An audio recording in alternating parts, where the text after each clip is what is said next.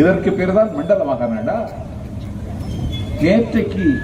நேற்று முன்தினம் எங்கு நடத்தினார்கள்? அருப்புக்கோட்டைக்கரையில் கல்குறிச்சி என்கிற இடத்தில் தென் மண்டல மாநாடு. அங்க 1,35,000 பேர், இங்க 1,00,000 பேர். இந்த ரேம்ப் வாக்குங்கிறாங்க. முதலமைச்சர் எங்க தளபதி போடுற பேண்ட் கலர்லயே பேண்ட் போடுறாரு. உங்களுக்கு வேலை கலரே கிடைக்கலையா? கலர் கூட களவான தானா? எங்க தலைவர் ரேம்ப் வாக்கு போடுறதுன்னா இவரும் ரேம்ப் வாக்கு போறாரு.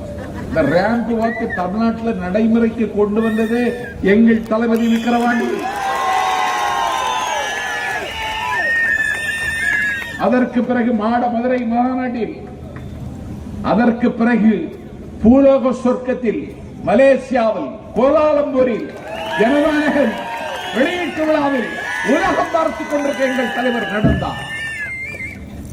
இந்த துண்டிற்கே தாவேக்க துண்ட தம்பிகள் தூக்கி எறிவார்கள். என் தலைவன் வாங்குவான். அந்த தொண்டனுக்கே அதை திருப்பி கொடுப்பார்.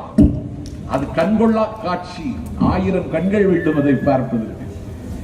இவரும் ராம்பு வாக்கு போடுறாரு,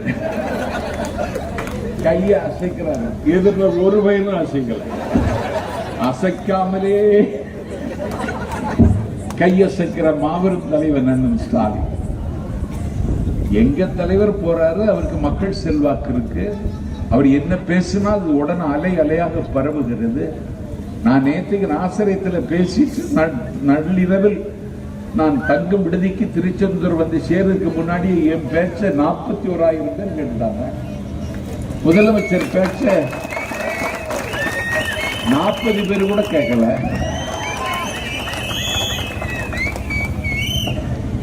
எங்க தலைவர் ரேம்ப் வாக்கு போறாருன்னா அவருக்கு ஒரு தகுதி இருக்கு, செல்வாக்கு இருக்கு.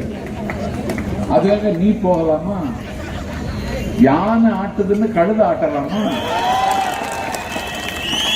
யானைக்கு இருக்கு, ஆட்டுது.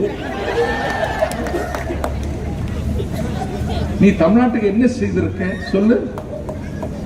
ஒன்னால ஒரு செகண்ட் டிஎன்பிஎஸ்சில செகண்ட் குரூப் எக்ஸாம் டேட் அறிவிச்சு அதற்காக பாடங்களை மனனம் செய்து ஒரு வேலைக்காக காத்திருக்கிற சிகரெட் புகைந்தறிய, கீழ்வாரம் சிவந்தறிய, பட்டம் என்கிற பிச்சை பாத்திரத்தை வாங்கி வைத்துக் கொண்டு வேலை தேடி இந்த நாட்டில் அலைகின்ற என் தம்பிகள் ஒரு 6 திங்கள் கண்ணுறக்கம் இல்லாமல் படித்து டிஎன்பிஎஸ்சி எக்ஸாம் எழுதுறதுக்கு சென்டர் வந்தா சிஸ்டம் ஃபெயிலியர் ஆச்சுன்னு எக்ஸாம் ஒத்தி வைக்கிறீங்க. சரி, ஒத்தி வச்ச எக்ஸாம் இன்னைக்கு என்னைக்கு நடத்த போறேன்னு கேட்டா, நேற்றுக்கு ஒத்தி வைத்த எக்ஸாம் நாளைக்கு நடத்தலாமே.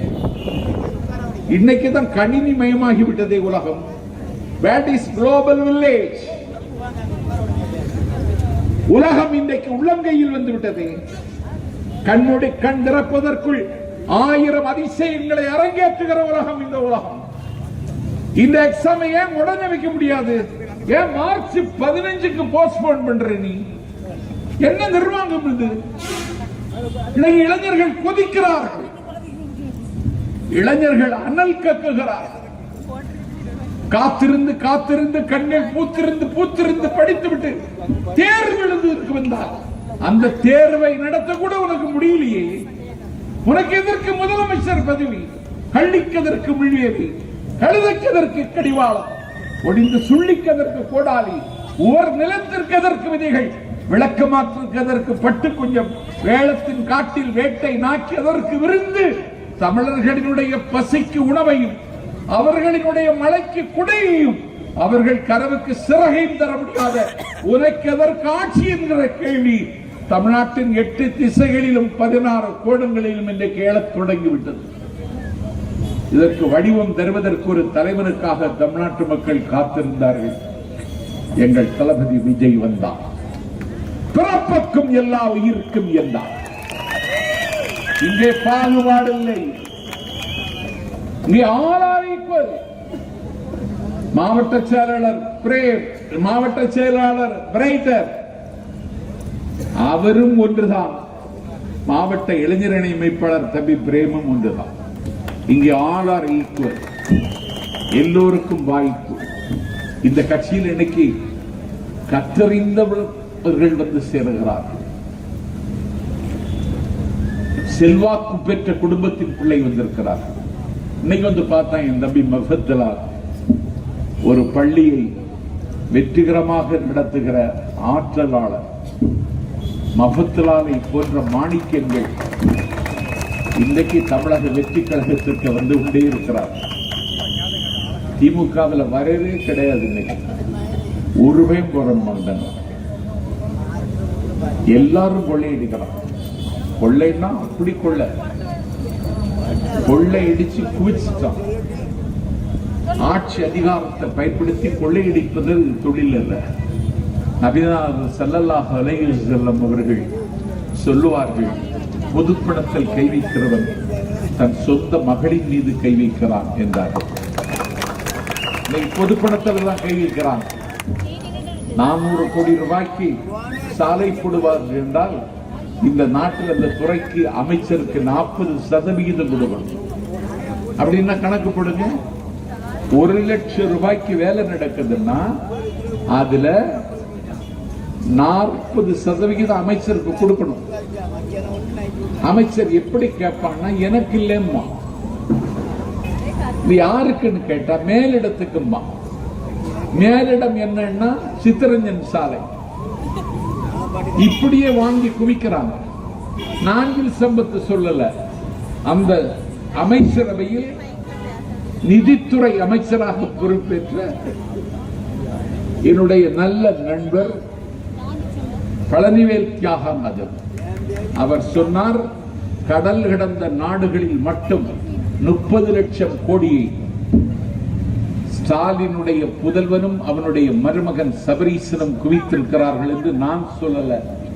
சொன்னவருக்கு பெயர் அமைச்சரவையில பதவி பிரமாணம் எடுத்துக்கொண்ட அமைச்சர் பழனிவேல் தியாகராஜன். என்னாச்சு? பழனிவேல் தியாகராஜனை உடனே நிதி அமைச்சர்ல இருந்து கீழே இறக்கி அவரை டீப்ரமோட் பண்ணிட்டாங்க. அவன் ஒரு ஆளு தான் திமுகவில் ஓட்டுக்கு ரூபா கொடுக்காம ஜெயிச்சவன். அவன் இன்னைக்கு டீப்ரமோட் பண்ணிட்டாங்க. யாரும் பேச முடியாது. மகாபாரதத்தில் மாமன் சகுனி, சித்தரஞ்சன் சாலையில மருமகன் சகுனி. இன்னைக்கு என்னாச்சு தெரியுமா? சேப்பாக்கம் ஸ்டேடியத்தில் ஆப்கானிஸ்தான் நியூசிலாந்து போட்டி நடக்குது. என்ன நடக்குது தெரியுமா? விசிலே ஊசக்கூடாதுன்னா. நான் இன்னைக்கு ட்விட்டர் போட்டேன், விசிலே ஊசக்கூடாதுன்னா அப்ப என்ன எவ்வளவு எரிச்சல் இருக்கான்னு பாருங்க. அதனால யாராவது திமுக காரன் தான் விசில் எடுத்து ஊதிருங்க. ஊதுறதுன்னா அவன் செவி கிழியணும். அப்படி ஊதுங்க. விசிலு அதை சாதாரணமா நினைக்காத. யானையின் பிளிரல் ஓசையை விட விசிலின் ஓசை அதிகமானது. கயிறு கிடைக்கிறார்களே இந்த பெண்கள், அந்த மத்தோசையை விட விசிலின் ஓசை கனமானது.